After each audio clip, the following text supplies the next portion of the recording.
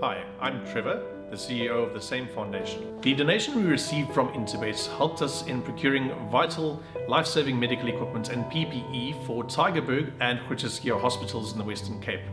This was while the Western Cape was the epicenter of the pandemic. If you would like to get in touch or assist us in these projects, you can get hold of us on our website, which is www.samefoundation.org.za, Facebook and Instagram or LinkedIn. You'll hear as Graham and I continue to debate this card. There's some interesting statistics with some horses that perform on the turf, some horses that don't perform on the turf, some that are excelling on the poly. So that makes it that much more trickier to assess, but more about that just now. The fourth race is the 77 handicap, where the average rating is a 71, and the race is going to be run over a mile, 1,600 meters, and it's at 25 to 2, 13:35, race number 4. At the time of recording, no scratchings to report to you, but please always check those before taking your final bets. There is an interview, 2 interviews in actual fact, with 2 trainers, Garth Puller and Peter Muscat. Let's enjoy their comments. Fine Admiral, nice run last time. He was a little bit unlucky in the running itself. They went slow. He won his maidens and came out and ran second afterwards, so he's got a little bit of potential. He might want a bit further, but he's doing well at home. Caramel Fudge, he won quite quickly. He won his 3rd start, and then he had 2 disappointing runs. He had a little bit of heart strain. We gave him a break. He's doing nicely. His comeback run was only 6 lengths off them. He'll probably need 1 more before he's back to his best, but he's doing nicely, and I'm hoping that he has a nice forward run. Mr. Pagal's in very good order heading in.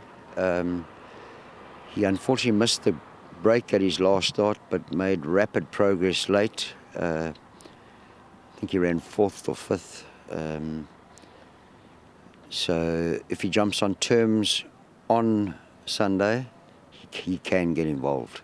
Shoefell is returning from a break over a trip that's probably going to be on the sharp side for him, and I think he'll need the outing.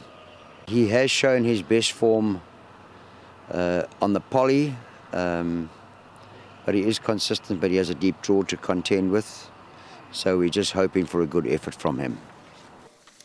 Okay, those are the comments about a couple of the runners in race number 4. And Graham, as I said, I know we're only on race 4, but the first couple of races I've played aggressively because it just gets more and more difficult. But there are 2 horses that I like here. I could say strong each way claims is the safe way to say it.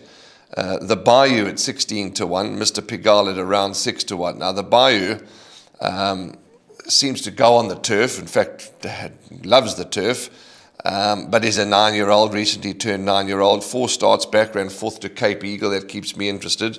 Mr. Pigalle, who you heard from Peter, needs to jump on terms, ran on well. Got some form as Mr. Pigalle. Hemel and Arda in such hot form. They're breeding winners left, right and centre. But it's never won on the turf. So it's difficult. But before I pass the ball to you, 5 the Bayou, 6 Mr. Pigalle, my each way choices. Yeah, it's not easy because, as you said, there are a number of well-performed horses here that have never won on the turf. If you look at Mr. Pigalle, 16 starts on the turf without a win or a runner-up berth, but has had 9 other placings. So it's not that he doesn't act on the turf. Abuto, a 4-time winner, has yet to win from 8 starts on the turf. Wave Warrior has yet to win from 12 starts on the turf, but has been placed in 6 of those, either 2nd, 3rd or 4th. So you can't say he doesn't go on the turf. Teichmann, on the other hand, has won 4 races on the turf. And the horse that interests you also interests me. That's the 9-year-old, the Bayou, who's clearly a course and distance specialist in the sense that he's won 3 races from only 7 starts of a track and triple. What interests me about the Bayou is that in August of last year, he recorded back-to-back victories. So this is his time of the year. He won twice in August last year. He's been without a win since, but hasn't run that often. And so coming back a year later in August, the Bayou could improve significantly on his last run, which was his first since April. Also, I think rating dropped too. Rating dropped, everything, a lot in his favour. But I do like Paul Lafferty's other runner, Sleeker Silk, who's had 1 start over the course and distance and won it. So for me, it's a shootout between the Paul Lafferty stable, 3 Sleeker Silk and 5 the Bayou, and Peter Muscat's runners, number 6 Mr. Pigalle, number 9 Wave Warrior. Because although Peter's horses haven't won on the turf, they've done enough to suggest they should be very competitive. So Those would be my top 4 horses in no particular order. 3 Sleeker Silk, 5 The Bayou, 6 Mr. Begal, and 9 Wave Warrior. Can others win? Of course they can. It's an MR77 handicap. It's not cut and dried.